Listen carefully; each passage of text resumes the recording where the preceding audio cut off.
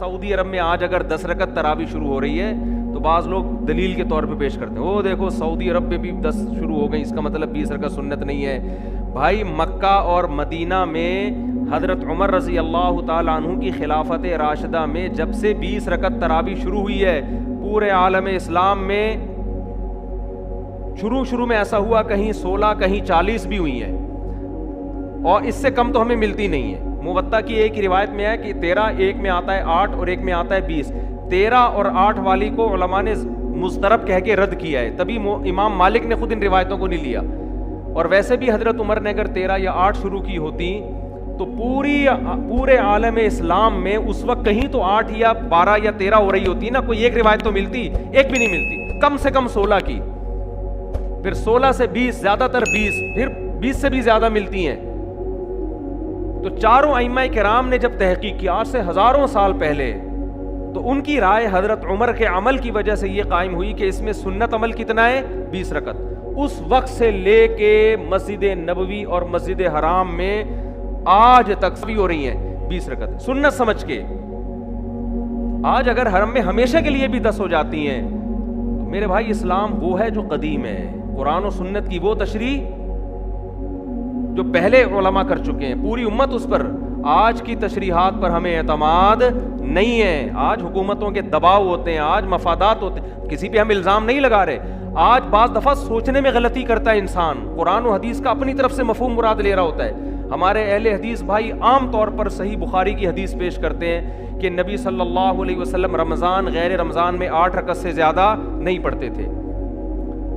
اس کے تو بہت آسان جواب ہے، اس حدیث سے تراویح پر استدلال کرنا تو اتنا غلط ہے، میں حیران ہوتا ہوں۔ بھائی نبی اگر 8 رکعت پڑھتے تھے تو کیا جماعت سے پڑھتے تھے؟ آپ جماعت سے کیوں پڑھتے ہیں؟ نبی تو آخری وقت میں پڑھتے تھے، آپ عشاء کے بعد کیوں پڑھتے ہیں؟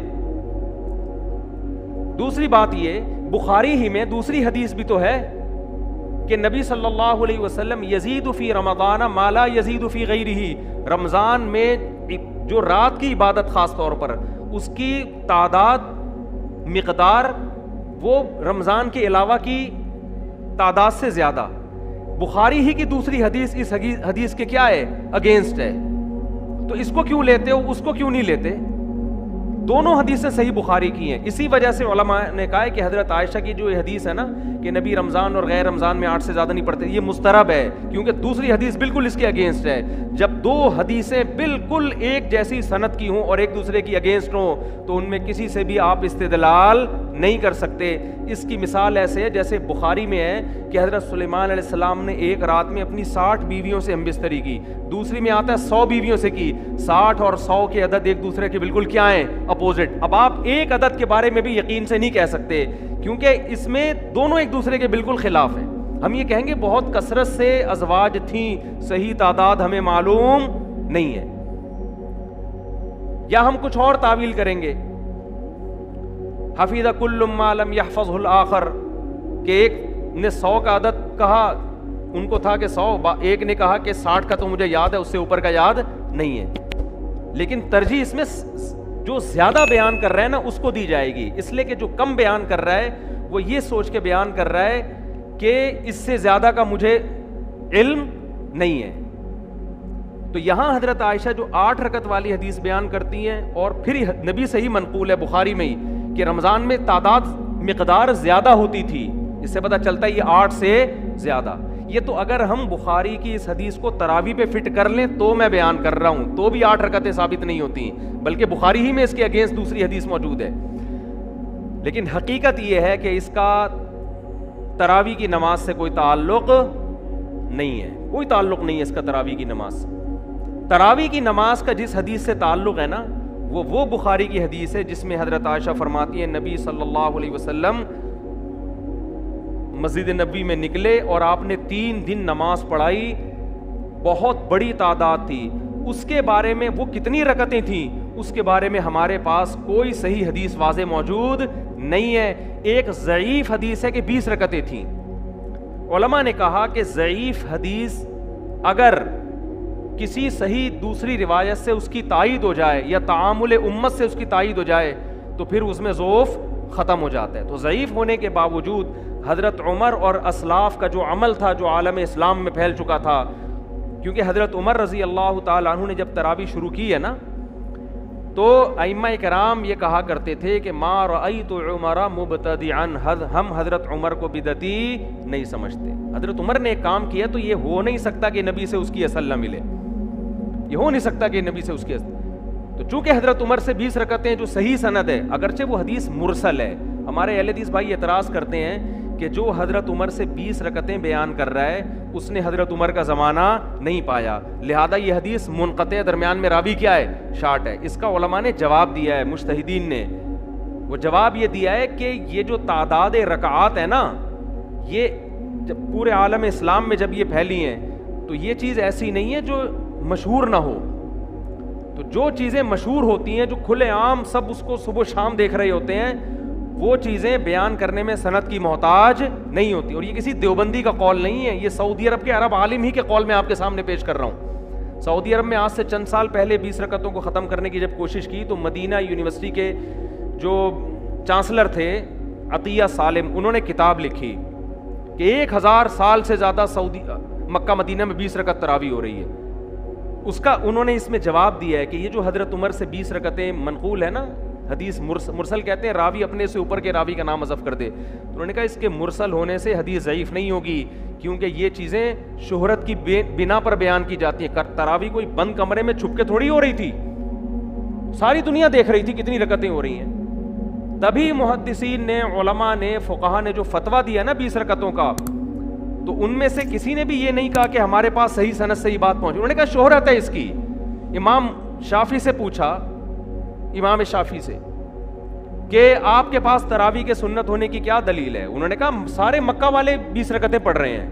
تو یہ جو تواتر سینہ بسینہ چلا آ رہا ہے نا حضرت عمر کے دور سے, یعنی حرم میں 20 رکعتیں ہوتی چلی آ رہی ہیں, تو امام شافعی نے اس عمل سے استدلال کیا. حالانکہ امام شافعی کا زمانہ تو بہت قدیم ہے. امام بخاری کے استاذ تھے امام احمد کے استاذ ہیں امام شافعی. امام شافعی کے استاذ ہیں امام محمد اور امام مالک, اور امام مالک سے اوپر کا درجہ تابعین کا شروع ہو جاتا ہے.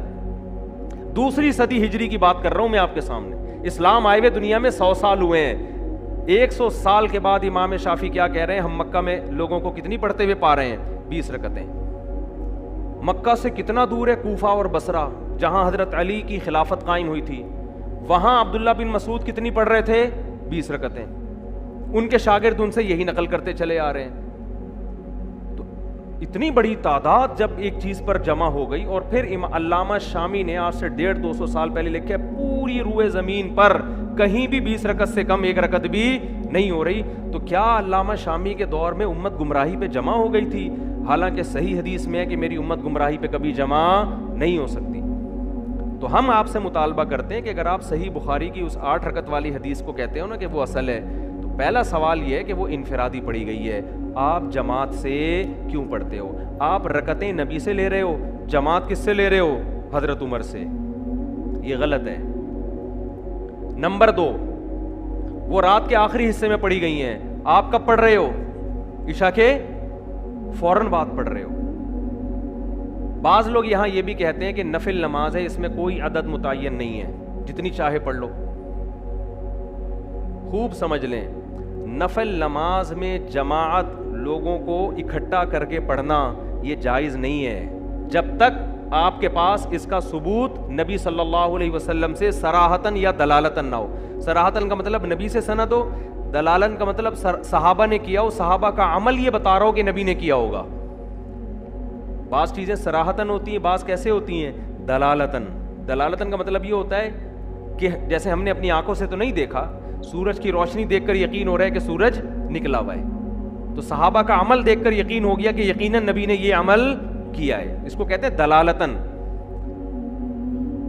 تو نبی صلی اللہ علیہ وسلم, ہاں لوگ یہ کہتے ہیں کہ بھائی کوئی عدد متعین نہیں ہے, جتنی چاہے پڑھ لو, اور ہم 8 اس لیے پڑھتے ہیں کہ لوگوں نے 20 کو سنت قرار دے دی ہے, تو جتنی چاہے پڑھ لو. خوب سمجھ لیں, عبادت توقیفی ہوتی ہیں, ان میں اپنی رائے کا دخل نہیں. توقیف کا مطلب یہ ہے کہ جن کیفیات کے ساتھ جس طرح منقول ہے اس میں آپ اپنی طرف سے کانٹ چھانٹ نہیں کر سکتے.